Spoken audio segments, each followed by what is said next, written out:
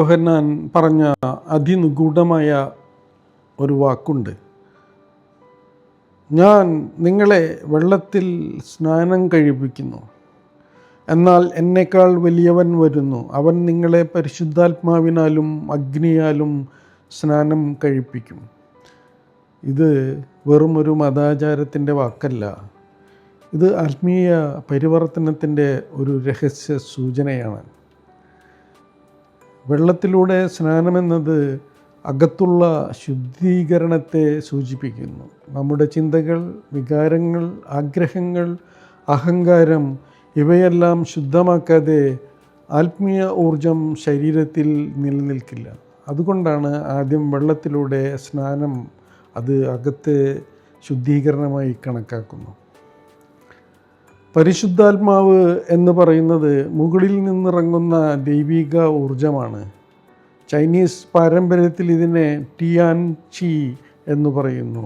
Indian പാരമ്പര്യത്തിൽ അത് ദൈവിക ശക്തി എന്ന് അറിയപ്പെടുന്നു. ഈ ദൈവിക ഊർജം ക്രൗൺ ചക്രയിലൂടെ മനുഷ്യനിലേക്ക് ഇറങ്ങി വരുന്നു.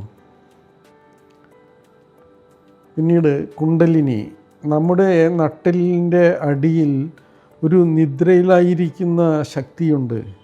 ബൈബിളിൽ അതിനെ ഫെയറി സർപ്പൻറ്റ്, അഗ്നിസർപ്പം എന്നൊക്കെ പറയുന്നു. ഇന്ത്യൻ പാരമ്പര്യത്തിൽ അത് കുണ്ടലിനി എന്നറിയപ്പെടുന്നു. ഈ ശക്തിയെ ഉണരാതെ മനുഷ്യൻ ആത്മീയമായി ഉറങ്ങിക്കിടക്കുന്നവനാണ്. ഈ ശക്തി ഉണരാതെ മനുഷ്യനിൽ ആത്മീയ പുരോഗതി ഉണ്ടായി വരുന്നില്ല. യഥാർത്ഥ സ്നാനം എന്ത് ചെയ്യുന്നു? പരിശുദ്ധാത്മാവിൻ്റെ ദൈവിക ഊർജം നട്ടെല്ലിൻ്റെ അടിയിലെത്തുമ്പോൾ കുണ്ടലിനി ഉണരുന്നു.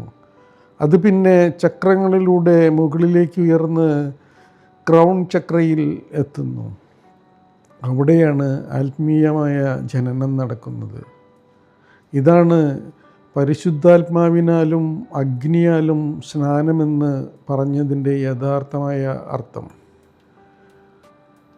യൂറോപ്യൻ കഥകളിലെ സ്ലീപ്പിംഗ് ബ്യൂട്ടി, സ്നോ വൈറ്റ് ഇവയെല്ലാം ഈ അഗ്നിസർപ്പത്തിൻ്റെ പ്രതീകങ്ങളാണ്. ദീർഘകാലം ഉറങ്ങുന്ന രാജകുമാരി നട്ടെല്ലിൻ്റെ അടിയിൽ നിദ്രയിലായിരിക്കുന്ന കുണ്ടലിനിയാണ്. രാജകുമാരൻ മുകളിൽ നിന്നിറങ്ങുന്ന ദൈവിക ഊർജത്തിൻ്റെ പ്രതീകമായും. കഥകൾ ലിറ്ററലല്ല, സിംബോളിക്കാണ്. പരിശുദ്ധാത്മാവിനാലും അഗ്നിയാലും സ്നാനമെന്നത് ഒരു ചടങ്ങല്ല, അത് മനുഷ്യനെ മൃഗസ്വഭാവത്തിൽ നിന്ന് ദൈവബോധത്തിലേക്ക് ഉയർത്തുന്ന ആത്മീയമായ പരിവർത്തനമാണ്. അകത്ത് ശുദ്ധി ഉണ്ടാകുമ്പോൾ മുകളിൽ നിന്ന് ഊർജം ഇറങ്ങി വരുന്നു. അപ്പോഴാണ് മനുഷ്യൻ യഥാർത്ഥ മനുഷ്യനായി മാറുന്നത്.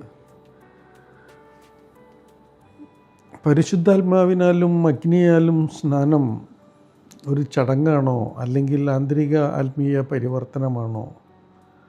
പരിശുദ്ധാത്മാവ് ദൈവികമായ ഊർജം, അഗ്നി ആത്മീയമായ ഉണർവ്, കുണ്ടലിനി അഗ്നിസർപ്പം, സ്ലീപ്പിംഗ് ബ്യൂട്ടി എന്നറിയപ്പെടുന്ന ഇന്ത്യയിൽ കുണ്ടലിനി എന്ന് വിളിക്കുന്ന ഈ സർപ്പൻറ്റ് മുകളിലേക്ക് ഉയർത്തുക എന്നുള്ളതാണ് ഏതൊരു യോഗി സാധകൻ്റെയും പരമമായ ലക്ഷ്യം.